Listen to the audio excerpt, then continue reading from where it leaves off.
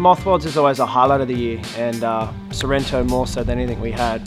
Over 160 boats show up, and the calibre of the fleet was huge, with America's Cup sailors there and also top Olympic class sailors. So it was really the who's who of sailing. We had a big contingent from the Australian sailing team, and myself, Iain Jensen, even Tom Burton jumped out of his laser for a bit to come and race the Moth class. Guys like Will Phillips and plenty of other guys who have been involved in the team for a long time and are still involved.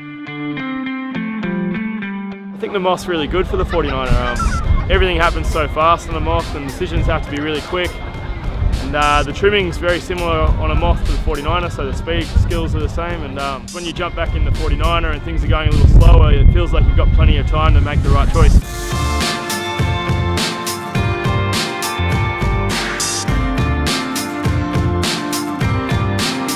I was really happy to make the podium. It's my 5th time I've been on the podium. I've had 2 firsts and 3 seconds over the last 5 events that I've competed in. Look, I was aiming for top 10 and I came 10th. It was a good week. I just a little disappointed from moving from 6th to 10th. I guess now that the Moth Worlds is over, it's time to shift focus back onto the 49er. We're going to follow the World Cup circuit this year with events in America, France, England, and then obviously off to Rio in August. So it's going to be a jam-packed year for us, and we're really looking forward to the challenges ahead and trying to get back on top of the podium.